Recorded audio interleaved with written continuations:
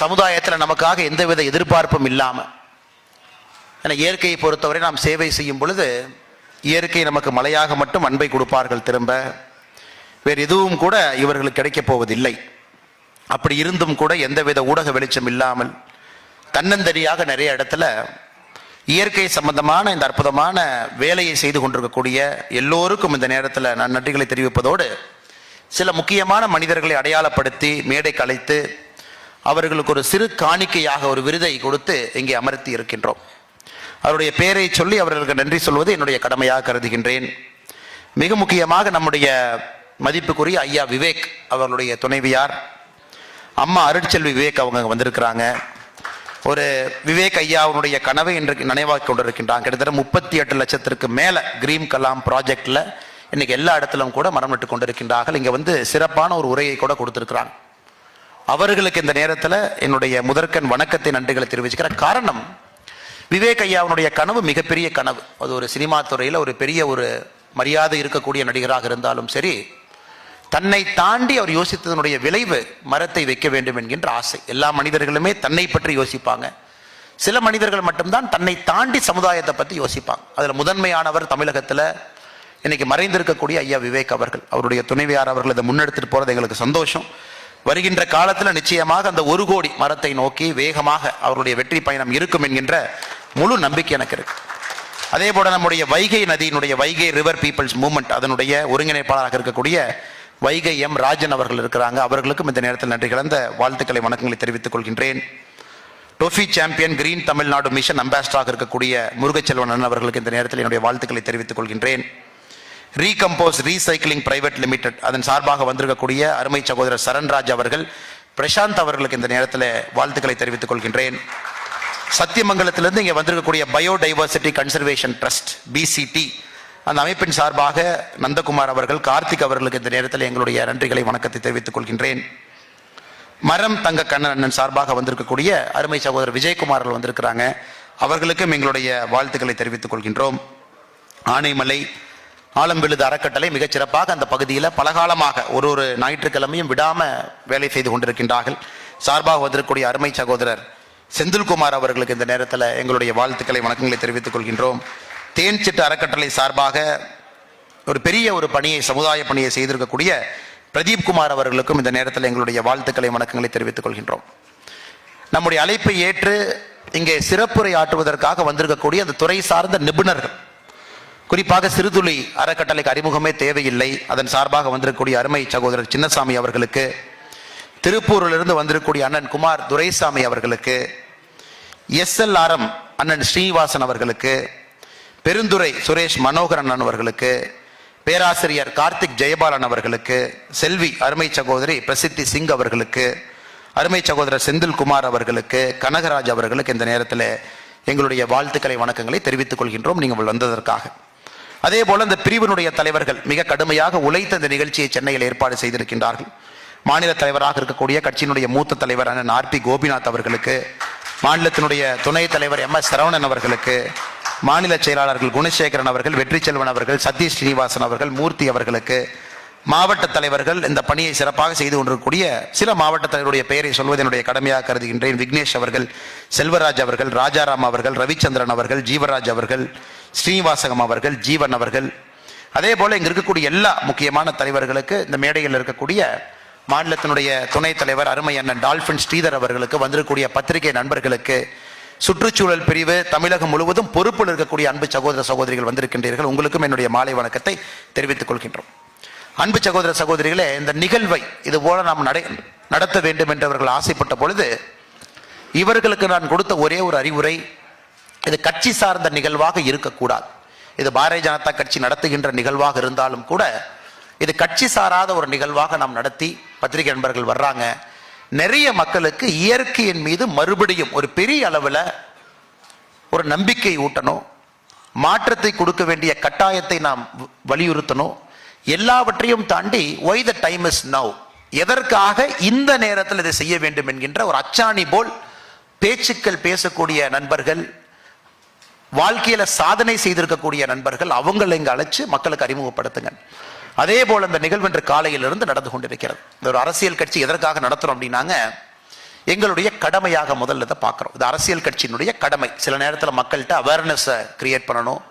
சில நேரத்தில் உங்ககிட்ட இருந்து கிடைக்கக்கூடிய தகவல்களை அரசுகிட்ட நாங்கள் எடுத்துகிட்டு போகணும். ஒரு பாலிசி மேக்கராக அரசு இருக்கும் பொழுது அரசியல் கட்சியினுடைய கடமை நீங்கள் பேசின பாயிண்ட்டை அதை நாங்கள் மேலே எடுத்துகிட்டு போகணும். உங்களுடைய ஆதங்கங்கள் இருக்கும், பிரச்சனைகள் இருக்கும், தீர்வுகள் இருக்கும்.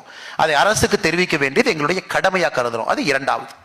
மூன்றாவது, எங்களுடைய சுற்றுச்சூழல் பிரிவில் தலைவைகளை தயார் பண்ணி ஃபீல்டுக்கு அனுப்பணும். இது போன்ற அப்பப்போ இந்த நிகழ்வுகள் நடக்கும் பொழுது எங்களுடைய தலைவைகளை நாங்கள் பட்டை தீட்டி களத்துக்கு அனுப்புகிறோம்.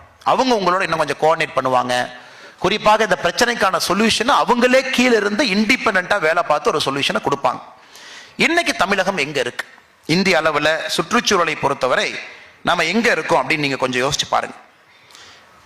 நித்தி ஆயோக் சமீபத்தில் ஒரு ஆய்வறிக்கை வெளியிட்டிருக்கின்றார். ஒரு மனிதனுக்கு ஒரு ஆண்டுக்கு பெர் கேபிட்டா வாட்டர் அவைலபிலிட்டி, ஒரு ஆண்டுக்கு ஒரு மனிதனுக்கு எவ்வளவு தண்ணி வேணும், how much water does a human being need. இன்னைக்கு அவர்களுடைய கணக்குப்படி பிரச்சனையே இல்லாம அபண்டன்டா சந்தோஷமா ஒரு மனிதன் இருக்க வேண்டும், நோ ஸ்ட்ரெஸ் அப்படிங்கிறாங்க. ஸ்ட்ரெஸ்ஸே இல்லாம ஒரு மனிதனுக்கு தண்ணீர் எவ்வளவு தேவை அப்படின்னாங்க 1700 மீட்டர் கியூப் அப்படிங்கிறாங்க. 1700 மீட்டர் கியூப் தண்ணி ஒரு வருடத்திற்கு ஒரு மனிதனுக்கு தேவை. கொஞ்சம் ஸ்ட்ரெஸ்ஸோட இருந்தா 1000 1700 மீட்டர் கியூப். ஸ்கேர்சிட்டி பற்றாக்குறை அப்படின்னு நீங்க பாத்தீங்கன்னா 500 1000 மீட்டர் கியூப். அப்சல்யூட் ஸ்கேர்சிட்டி தண்ணியே இல்ல, ரொம்ப பஞ்சமா இருக்குன்னு பாத்தீங்கன்னா பிலோ 500 மீட்டர் கியூப். இன்னைக்கு 2025 நித்தி ஆயோக் வெளியிட்டிருக்கக்கூடிய அந்த வரைபடத்தை உங்களுக்கு காட்டுறேன். அது எத்தனை பேருக்கு அது கிளியரா தெரியும் தெரியல. நம்முடைய மீடியா நண்பர்கள் கொஞ்சம் ஜூம் பண்ணீங்கன்னா என்னுடைய செல்போன்ல அந்த போட்டோ உங்களுக்கு இருக்கு பாருங்க. கொஞ்சம் ஜூம் பண்ணீங்கன்னா இந்த செல்போன்ல அந்த போட்டோ. இதுல தமிழ்நாடு மட்டும் பாருங்க, ரெட் கலர்ல மார்க் பண்ணிருப்பாங்க. இந்தியா முழுவதும் மேப்பை பாருங்க, தமிழகத்தை மட்டும் பாருங்க, குறிப்பா அதிக ரெட் கலர் இருக்கும், ஆந்திர பிரதேஷ் ரெட் கலர்ல இருக்கும். இன்னைக்கு இருக்கக்கூடிய நிலைமை இந்த ரெட் கலர் என்ன நீங்க பாத்தீங்கன்னா அப்சல்யூட் ஸ்கேர்சிட்டியில் இருக்கும். 500 மீட்டர் கியூபை விட குறைவாக தண்ணி இருக்கிறதுனால தமிழ்நாடும் ஆந்திரா போன்ற சில பகுதிகளும் இன்னைக்கு red colour dot. North India ஃபுல்லா பாத்தீங்கன்னா ஆரஞ்சில் இருக்காங்க, அதாவது நோ ஸ்ட்ரெஸ் வாட்டர் ஜோன்ல இருக்காங்க. ஸோ நார்த் ஈஸ்ட் சொல்லவே வேண்டாம், நிறைய தண்ணி இருக்கக்கூடிய பகுதியா இருக்கிறாங்க. ஸோ நம்ம பகுதி பார்த்தீங்கன்னா ரெட் கலர் ஜோன், 2 மாநிலங்கள் தமிழகமும் நம்முடைய ஆந்திராவும் இருக்கு. 2050க்கு ப்ரொஜெக்ட் பண்றாங்க. 2050ல ஒரு தனி மனிதனுக்கு தேவையான தண்ணீர் 1500 மீட்டர் கியூப். அது எந்த மாநிலத்தில் இருக்கும்? 2050. இப்போ 2050க்கான நித்தி ஆயோகனுடைய ஆய்வறிக்கை டேட்டாவை பாருங்க. என் செல்போன்ல இருக்கு, அதை கொஞ்சம் உங்களுக்கு அப்படியே காட்டுறேன். இந்தியாவில் பார்த்தீங்கன்னா இந்த ரெட் டாட் தமிழ்நாடு முழுவதும் அதிகமாக இருக்கு, ஆந்திராவில் காணாமல் போயிடுச்சு. ஸோ தமிழகம் முழுவதுமே அந்த ரெட் டாட் அப்படிங்கிறது படர்ந்து இருக்கு. ஆந்திராவில் பார்த்தீங்கன்னா இந்த ரெட் டாட் இல்லை. ஸோ இன்னைக்கு 2050ல் தமிழகம் முழுவதுமே இன்னும் சரியாக ஒரு 26 ஆண்டுகளில் அபாயகரமான ஒரு இடத்துக்குள்ள தமிழகம் செல்ல போகுது. இந்தியாவில் நாம மட்டும்தான் அங்கே இருப்போம், வேற யாருமே ரெட் ஜோன்ல இருக்க மாட்டாங்க. 500 மீட்டர் கியூபு குறைவாக ஒரு தனிப்பட்ட மனிதனுக்கு தண்ணீர் வசதி இருக்கும். இது முதல் பிரச்சனை. இது காரணம் நம்முடைய பூகோள அமைப்பு. அதை நம்ம யார்கிட்டையும் குறை சொல்ல முடியாதுங்க. ஒன்று, நம்மளுடைய தமிழகத்துல உற்பத்தியாகி பெரிதாக இருக்கக்கூடிய நதிகள் இங்க இல்லை. தாமிரபரணி நதிகள் எடுத்துக்கிட்டீங்கன்னா கூட ஒரே ஒருங்கிணைந்த திருநெல்வேலி மாவட்டத்துக்குள்ள உருவாகி பழைய ஒருங்கிணைந்த திருநெல்வேலி மாவட்டத்திற்குள்ள முடிவுறக்கூடிய ஒரு நதி. ஒரு பெரினியல் வாட்டர் அப்படிம்பாங்க, ஒரு பெனின்சுலார் ரிவர்ஸ் அப்படின்னு, ஒரு கர்நாடகா மாதிரி கேரளா மாதிரி பெரிய ஒரு 1000-2000 கிலோமீட்டர் போகக்கூடிய தண்ணீர் சோர்ஸ் தமிழகத்திற்கு இல்லை. இது முதல் பிரச்சனை. தண்ணீர் பற்றாக்குறை இருக்கக்கூடிய தமிழகத்தில் இன்னைக்கு நம்ம தண்ணீரை எப்படி பயன்படுத்துறோம் அப்படின்னு நீங்க யோசிச்சு பாருங்க. எனக்கு ஈஸ்ட் கோஸ்ட் ரோட்ல மகாபலிபுரத்தை நோக்கி போனீங்கன்னா நெமிலி அப்படிங்கிற இடம் இருக்கும். இன்னைக்கு நெமிலி நம்ம மகாபலிபுரத்தை ஜஸ்ட் தாண்டிட்டீங்கன்னா லெஃப்ட் சைட்ல நெமிலி வரும். கிட்டத்தட்ட பார்த்தீங்கன்னா ஒரு 50 ஏக்கருக்கு பயங்கரமா வேலை நடந்துகிட்டு இருக்கும். எல்லாம் பெரிய எல்லாம் பறிச்சு எல்லாம் மிஷின்லாம் போட்டு வேலை செஞ்சுட்டு இருக்கிறாங்க. யாருக்காவது வண்டியில போகும்போது என்ன பண்றாங்கன்னு கொஞ்சம் நிறுத்தி எட்டி பார்த்தீங்கன்னா 400 மில்லியன் லிட்டர் ஒரு நாளைக்கு சென்னை மாநகரத்துக்கு தேவையான 400 மில்லியன் லிட்டர் கடல் தண்ணி எடுத்து சுத்தப்படுத்தி சென்னைக்கு குடிக்கிற தண்ணி 400 மில்லியன் லிட்டர் கொடுக்குறாங்க. அந்த நெமிலியிலிருந்து கொஞ்சம் முன்னாடி போயிட்டீங்கன்னா செயல்பாட்டில் இருக்கக்கூடிய ஒரு சுத்தகரிக்கப்பட்ட நிலையம் இதே மாதிரி இருக்கும். கடல் நீர் எடுத்து மறுபடியும் குடிநீராமா, அது 150 மில்லியன் லிட்டர். ஸோ இன்னைக்கு இந்த நெமிலி நிலையம் முழுமையாக மக்கள் பயன்பாட்டிற்கு வரும் பொழுது இரண்டும் சேர்ந்து 550 மில்லியன் லிட்டர். இதே கணக்கில் 2050ல் சென்னையை பொறுத்தவரை 7500 மில்லியன் லிட்டர் இங்க தண்ணி வந்து பற்றாக்குறை இருக்கும். மறுபடியும் இந்த நம்பரை சொல்றேன் பாருங்க. சென்னையினுடைய ஒரு நாள் பற்றாக்குறை 7500 மில்லியன் லிட்டர் இருக்கும். அப்ப எவ்வளவு பிரச்சனைகள் இருக்கு. இன்னும் 20 ஆண்டுகள் கழித்து இந்தியாவினுடைய முதல் பிரச்சனையாக, முக்கிய பிரச்சனையாக சுற்றுச்சூழல் மட்டும்தான் இருக்கும். வேற எந்த பிரச்சனை இருக்காது. ஏழைகள் இருக்க மாட்டாங்க, எல்லாரும் முன்னேறி இருப்பாங்க. மேல டிஸ்போசபிள் இன்கம் அதிகமாக இருக்கும். 2030 முடியும் பொழுது நாம் ஒரு $6 ட்ரில்லியன் போயிருப்போம். இன்னைக்கு $4 ட்ரில்லியன் இருக்கிறோம். $6 ட்ரில்லியன் போயிருப்போம். 2047 $50 ட்ரில்லியன் நோக்கி போயிருப்போம். எல்லாருமே ஓரளவுக்கு பணக்காரங்களா இருப்பாங்க. At what cost? அந்த பணம் என்பது எதை விலை கொடுத்து அந்த பணத்தை வாங்குறோம் அப்படிங்கிற கேள்வி நிறைய பேர் பேசியிருப்பாங்க. எங்க கூடிய பிரசித் கிருஷ்ணாலாம் பெரிய அளவில் வந்து அதை செயல்படுத்த வேண்டும் என்று இந்த வயசுலயே ஆர்வமா இருக்கிறாங்க. கிட்டத்தட்ட ஒரு ஆண்டு காலமாக தொடர்ச்சியாக வேறு வேறு காரணத்துக்கு அவர்களிடம் பேசக்கூடிய ஒரு வாய்ப்பு. சில பேர் இன்னைக்கே உணர்ந்துடுறாங்க. Young age, below 20, they understand, oh இதான் ஃபியூச்சராக இருக்க போகுது, நமக்கு வந்து எல்லாம் இருக்கும் ஆனால் இயற்கை இருக்காது என்பதை முழுவதுமா உணர்ந்திருக்கக்கூடிய ஒரு தருணம். இரண்டாவது இன்னொரு டேட்டாவை நீங்க பாருங்க. இன்னைக்கு தமிழ்நாடு எங்க இருக்குன்னா, இந்தியாவில் இருக்கக்கூடிய மாசுபட்ட ஆறுகள், எந்த ஆறுகள் நமக்கு இருக்கக்கூடிய சின்ன சின்ன ஆறுகள் இருக்கு, அந்த சின்ன சின்ன ஆறுகள்ல எந்த ஆறுகள் ரொம்ப மாசுபட்ட ஆறுகளா இருக்கு. குறிப்பாக இந்த quality data sample 2019, 21, 23 central pollution control board அதை எடுத்து ஒரு ஆத்தையும் வந்து priority 1, priority 2, priority 3, priority 4, priority 5 determine பண்றாங்க. இப்ப பிரையாரிட்டி 1 அப்படின்னா கிட்டத்தட்ட அந்த ஆறு வந்து பயாலஜிக்கல் ஆக்சிஜன் டிமாண்ட், அந்த தண்ணி எடுத்து குடிச்சீங்கன்னா உங்களுக்கு கண்டிப்பா ஏதோ நடக்கும். அந்த ஆத்து தண்ணியை நீங்க தொடக்கூட கூடாது அப்படிங்கிறது பிரையாரிட்டி 1. அதுல இருக்கக்கூடிய சாம்பிள் வந்து ரொம்ப மோசமா இருக்கு அப்படிங்கிறது பிரையாரிட்டி 1. இந்திய அளவுல 311 ஆறுகளை சோதனை பண்றாங்க. அதுல இருக்கக்கூடிய 4 ஆறுகளும் தமிழகத்தை சார்ந்த ஆறுகள். நல்லா சொல்றேன், நல்லா கவனிச்சுக்கங்க. அதாவது இந்திய அளவுல 311 பொல்யூட்டட் ரிவர் ஸ்ட்ரெச், அதாவது ஒரு பெரிய நகரத்துக்கு பக்கத்துல அந்த ஆறு ஓடும், ஒரு பெரிய இண்டஸ்ட்ரியல் ஜோன் பக்கத்துல அந்த ஆறு ஓடும். 311 ஆறை பரிசோதனை பண்றாங்க. 311 ஆறு பார்த்தீங்கன்னா இந்தியா முழு, மகாராஷ்டிரா 49, மணிப்பூர் 12, மேகாலயா 10, அந்த மாதிரி தமிழ்நாட்டில் 7 ஆறு சோதனைக்கு போகுது. பவானி, காவேரி, பாலார், சர்பாங்கா, தாமிரபரணி, திருமணிமுத்தாறு, வசிஷ்ட நதி. மொத்த போன 311 நதியில எத்தனை நதிகள் பிரையாரிட்டி 1? பிரையாரிட்டி 1ல இந்திய அளவில் இருப்பது 4 நதிகள். அந்த 4 நதிகளும் தமிழ்நாட்டை சார்ந்தது. அடையார், கூவம், திருமணிமுத்தார், வசிஷ்ட நதி. 4 நதிகள் தான் இந்திய டாப்ல, அதுவும் நம்ம மாநிலத்தை சார்ந்ததாக. காரணம், நாம ஒரு பக்கம் இண்டஸ்ட்ரியல் ஸ்டேட்டா இருக்கிறோம். இந்தியாவுடைய 2வது பெரிய பொருளாதார மாநிலமா உருவாகி இருக்கிறோம். கடுமையான மக்களுடைய உழைப்பால் மிகப்பெரிய அளவில் நாம் அதை உருவாகி இருக்கிறோம். இன்னைக்கு நீங்க பாத்தீங்க அப்படின்னா அந்த 4 நதிகளும், அடையார் எடுத்துக்கங்க, உங்களுக்கு தெரியும் ஏன் வந்து BOD observed 40, priority class 1. Cooum 345, இந்தியாலேயே அதிகமா மோசமா இருக்கக்கூடிய நதியில நம்பர் 1 வந்து கூவம் 345. திருமணிமுத்தார் 56 பிஓடி, வசிஷ்ட 230. பட் இதெல்லாம் பிரையாரிட்டி 1ல இருக்கு. காரணம், தொழில்துறை வளர்ச்சிக்காக நம்முடைய நதிகளை காவு கொடுத்துருக்கோம். நதிகளை ஏதோ ஒரு காரணத்திற்காக அந்த பொல்யூட்டட் டிஸ்சார்ஜ் எஃப்ளூயன்ட்டை உள்ள அனுப்புறது. இதன் மூலமா இன்னைக்கு சிறுதுளி வந்திருக்காங்க. அவங்களுடைய பெரிய ஒரு கனவே வந்து கொங்கு மண்டலத்துல கோவை பகுதியில் குறிப்பாக நம்முடைய நொய்யல் நதியை மீட்டெடுக்க வேண்டும் என்கின்ற ஒரு பெரிய லட்சியத்தோடு உள்ள இறங்கியிருக்கிறாங்க. அவர்களுக்கு தெரியும் இன்னைக்கு நொய்யல் நதி எங்க இருக்கு. சிறுதுளி போன்ற அமைப்புகள் இறங்கிய பிறகு, ஏரி குளங்களை எல்லாம் நிறைய மீட்டெடுத்த பிறகு இன்னைக்கு ஏதோ நொய்யல்னு ஒன்று இருக்கு அப்படிங்கிற அளவுக்கு தான் நம்ம இருப்போம். தவிர இந்த நொய்யல் நதியினுடைய பழைய ஹிஸ்டரி எடுத்து பாருங்க. 1000 ஆண்டுகளுக்கு முன்பு இந்த நதி எப்படி இருந்துச்சு, ஆத்துக்கு இந்த பக்கம் அந்த பக்கம் எவ்வளவு கோயில்கள் கட்டியிருக்கிறாங்க.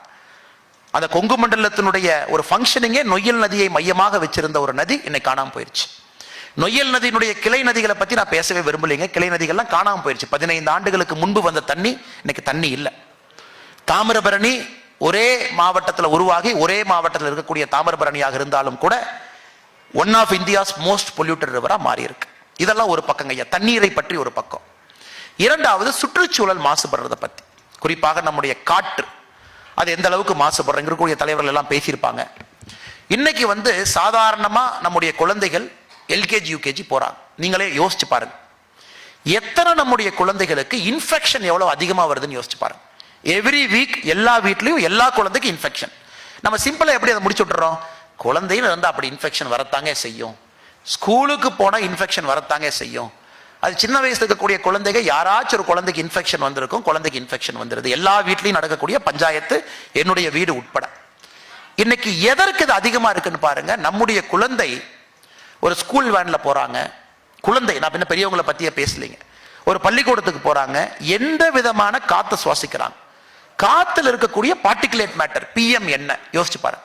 இன்னைக்கு டெல்லியில் இருக்கக்கூடிய அபாயம் கொஞ்சம் கொஞ்சமாக பெரும் மாநகரத்துக்கு வர ஆரம்பிக்கும். இரண்டாவது பிரச்சனை, காத்து முழுவதுமாக மாசுபட்டிருக்கு. அதை பத்தி நம்ம யாரும் கேர் பண்றது இல்லை, பெரிய அவேர்னஸ் இல்லை. அது பொல்யூஷன் கண்ட்ரோல் போர்டு கூட வாட்சா போச்சான்னு ஒப்புக்கு சப்பானிக்கு ஏதோ ஆக்ஷன் எடுக்கிறாங்க. இன்னைக்கு இந்தியா வைத்திருக்கக்கூடிய இலக்கு இதை நம்ம முழுமையா புரிஞ்சுக்கிட்டோம். இதை முழுமையாக சரி செய்ய வேண்டும் என்று இறங்கி இருக்கின்றோம். அதற்கென்று தனியாக மத்திய அரசு ஒரு துறையை கொண்டு வந்திருக்கிறாங்க. நொய்யல் நதிக்கு 947 கோடி ரூபாய் பணத்தை போன வருஷம் ஒதுக்கி இருக்கிறாங்க. தாமிரபரணி ஆற்றுக்கு இந்த ஆண்டு பணம் வருவதற்கான வாய்ப்புகள் அதிகம். ஒரு நதியா சுத்தம் பண்ண வேண்டும் என்பது அரசனுடைய விருப்பம். களத்தில் இறங்கி இருக்கிறாங்க. இது ஒரு பக்கம்.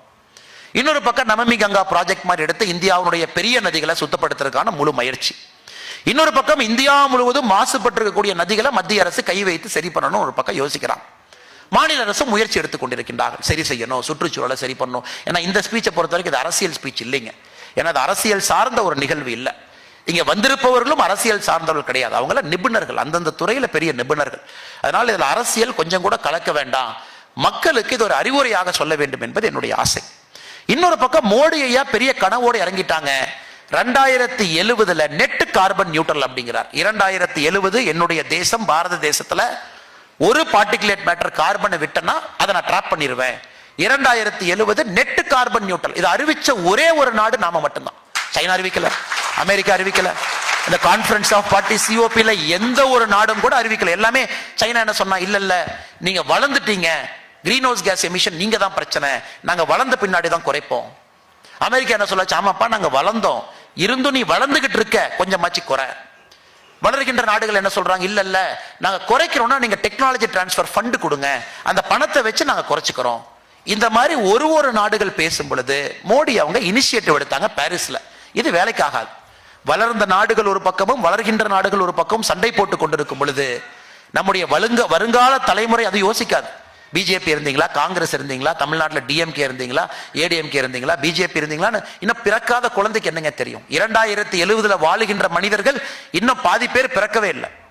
அந்த பிறக்காத மனிதர்கள் 2070 நாம் செய்யக்கூடிய தவறுகள் பனிஷ்மெண்ட் அவங்களுக்கு.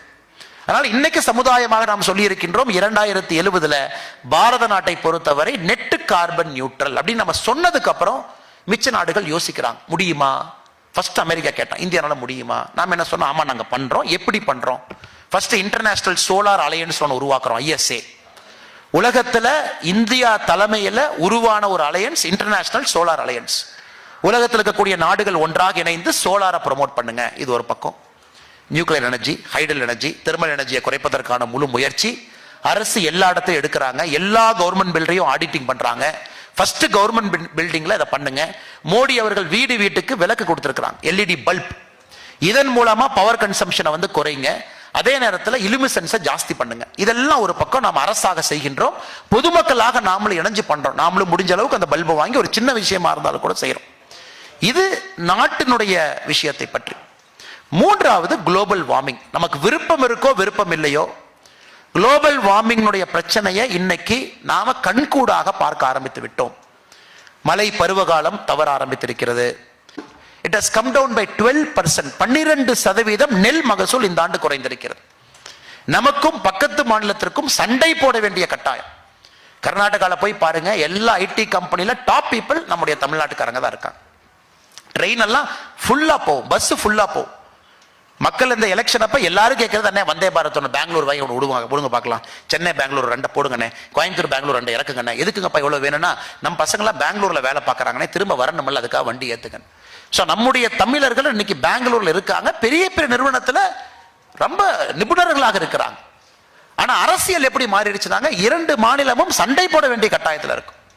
கர்நாடகா அவர்களுடைய அரசியல் காரணத்திற்காக மேகதாது அணையை கட்டு, இதை நிறுத்து, அதை செய்யி, காவேரி விட மாட்டேன், இது ஒரு பக்கம். இன்னைக்கு மத்திய அரசு டேம் சேஃப்டி ஆக்ட் ஒரு சட்டத்தை கொண்டு வந்திருக்கிறாங்க. குறிப்பாக ஒரு அணையை எப்படி பாதுகாக்கணும். உங்களுக்கு தெரியும், இந்தியாவுடைய 80% அணைகள் 80% அணைகள் இன்னைக்கு இந்தியாவுடைய 80% அணைகள் 50 ஆண்டுகளுக்கு மேல பழமையானது. 50 ஆண்டுகளுக்கு மேல இந்தியாவில் இன்னைக்கு அப்ராக்சிமேட்டா 5500 டேம் இருக்குதுங்க. 5500 டேம் இருக்கு. 100 ஆண்டுகளுக்கு பழமையான டேம் ஏகப்பட்டது இருக்கு. இன்னைக்கு நாம 450 டேம் கன்ஸ்ட்ரக்ஷன்ல இருக்கு. ஸோ இதுக்கு டேம் சேஃப்டி ஆக்ட், ஒரு டேமுடைய ஷட்டர் எப்படி ப்ரொடெக்ட் பண்றது, டேம்ல இருக்கக்கூடிய தண்ணி எப்படி ப்ரொடெக்ட் பண்றது, டேமை எப்படி பாதுகாக்கிறது. தமிழ்நாடு போன்ற மாநிலங்கள் இன்னும் அதற்கு கையெழுத்து போடல. அந்த டேம் சேஃப்டி ஆக்டை இம்ப்ளிமெண்ட் பண்றதுக்கு தயாரா இல்லை. வேறு வேறு அரசியல் காரணம், நம்ம அரசியல் பேச மாட்டோம்னு சொல்லிட்டோம். அதனால அதற்குள்ள நம்ம போக விரும்பலைங்க இன்னைக்கு. அதனால ஒட்டுமொத்தமாக நாம் பார்க்கும் பொழுது இன்னைக்கு அபாயகரமான ஒரு நேரத்தில் நாம் இருக்கும். நிலத்தடி நீர் மாசுபட்டுருச்சு, நிலத்துக்கு மேல இருக்கக்கூடிய நீர் மாசுபட்டுருச்சு, காற்று மாசுபட்டுருச்சு.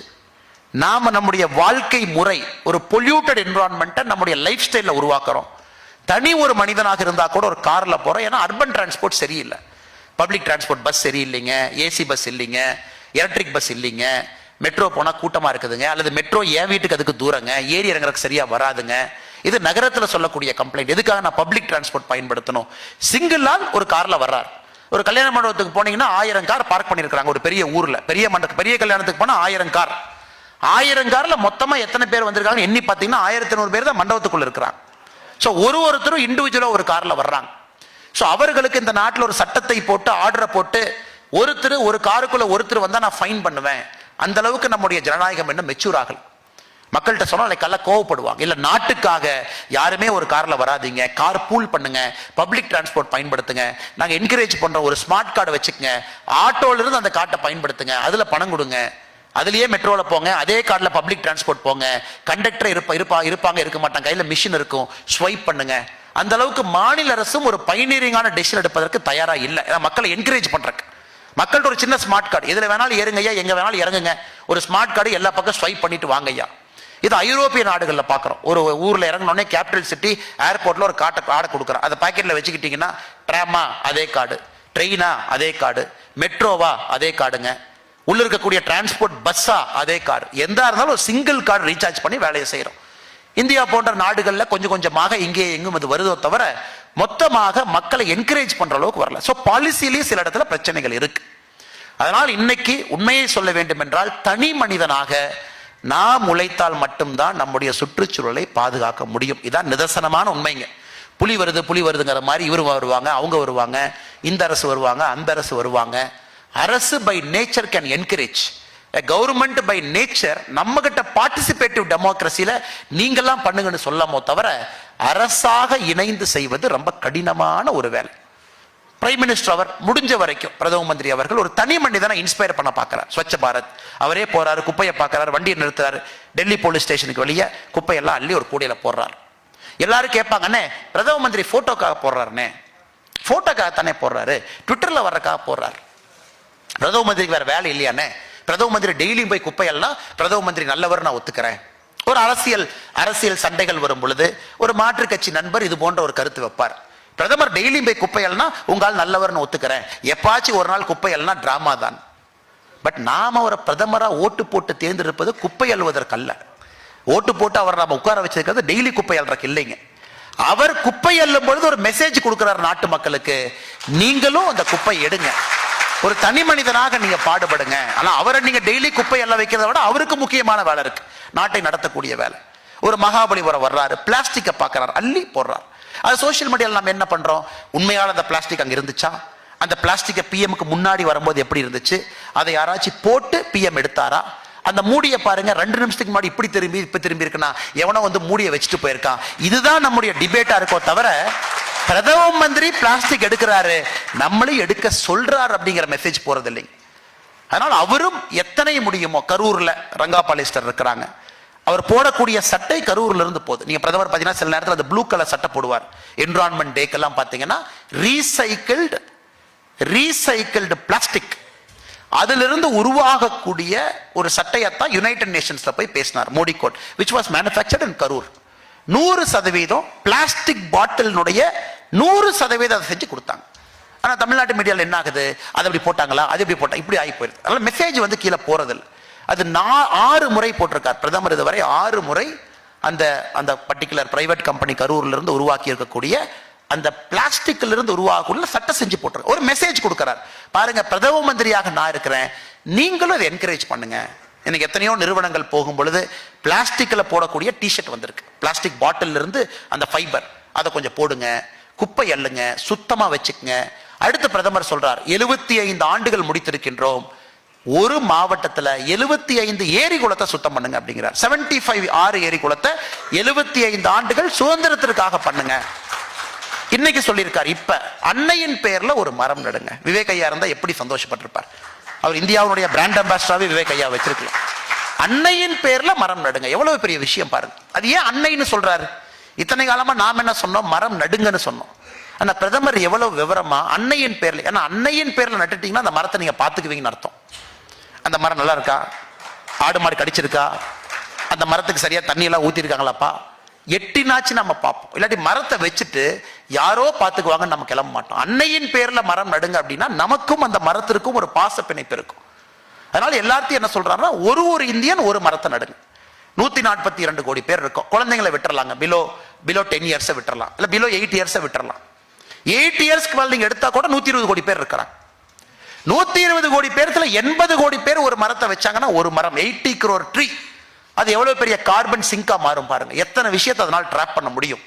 அடுத்த வருஷம் 80 கோடி மரம், 10 வருஷம் நீங்க வச்சீங்கன்னா 800 கோடி மரம்.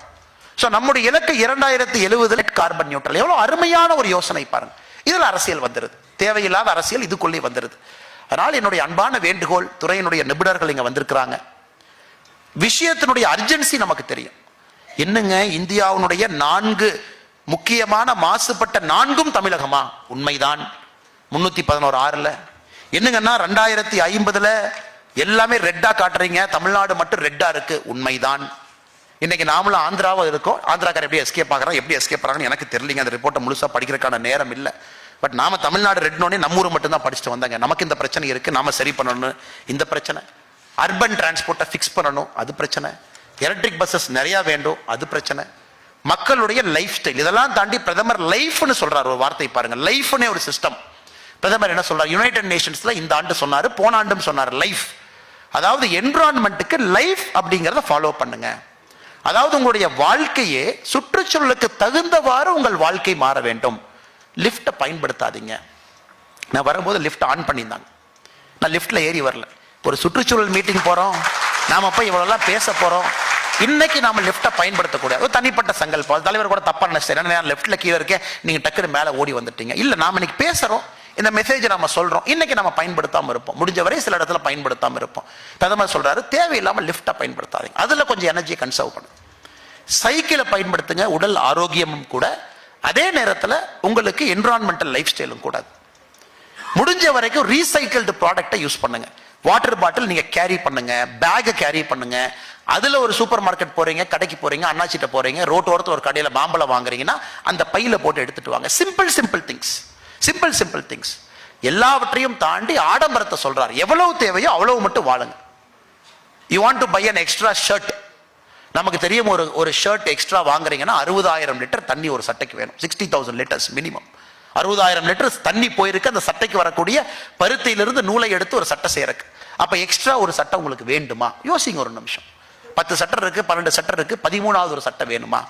இல்ல 10 சாரி இருக்கு, 11வது சாரி வேணுமா? இதான் லைஃப் அப்படிங்கிறார் பிரதமர்.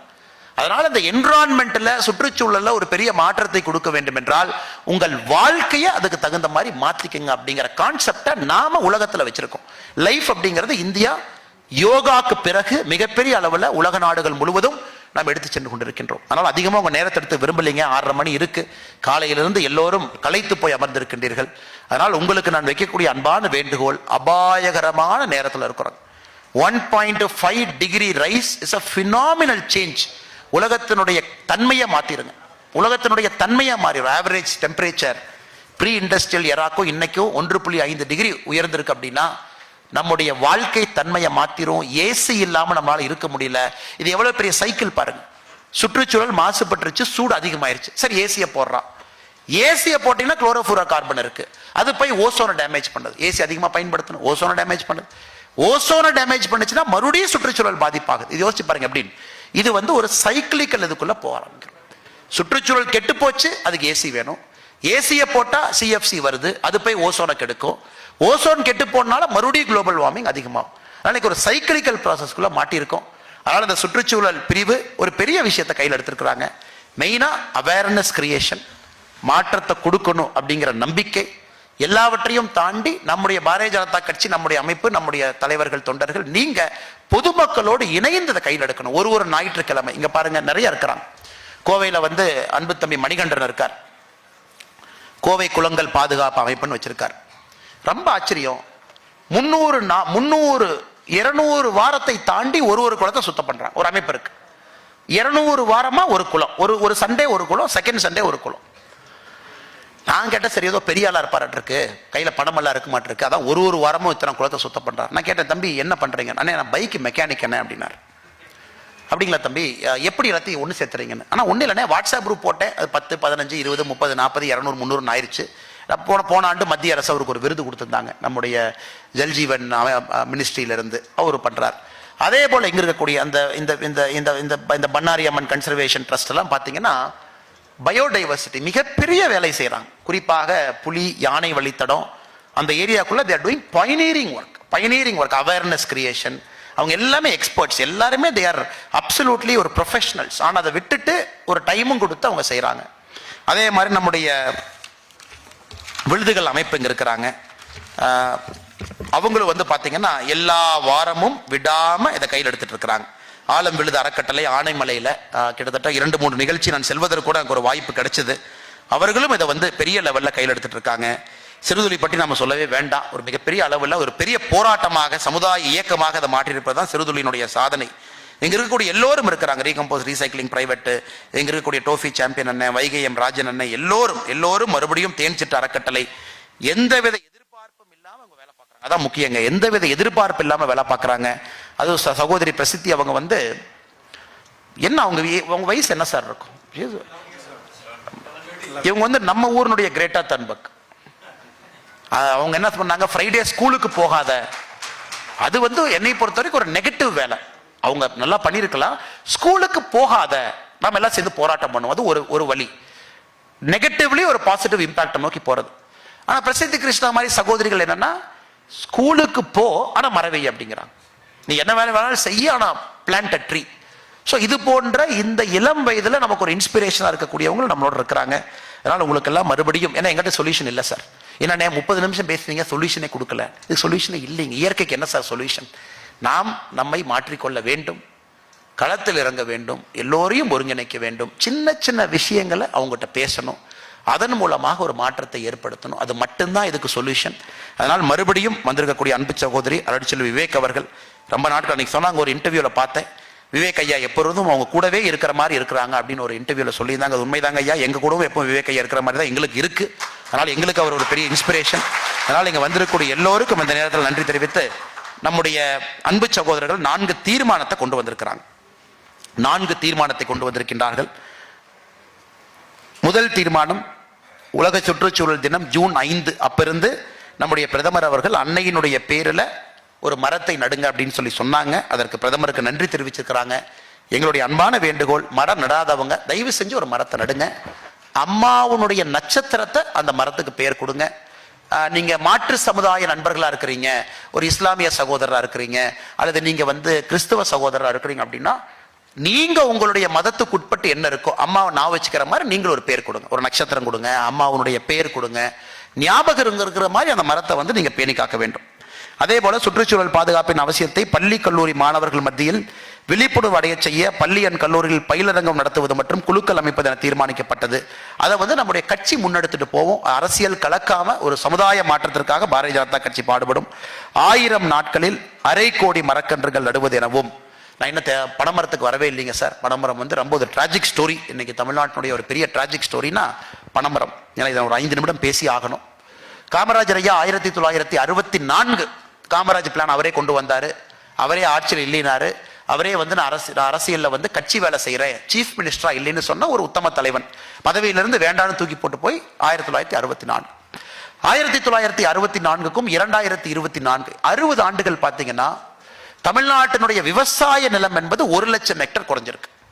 காமராஜர் ஐயா விட்டுட்டு போன விவசாய நிலமும் 2024 தமிழகத்தில் செய்யக்கூடிய விவசாய நிலமும் 1,00,000 ஹெக்டேர் சுருங்கி இருக்கு தண்ணி இல்லாதனால். இது ஒரு சின்ன உதாரணம். விவசாய நிலங்கள் ஆக்சுவலா பெருசாகணும்.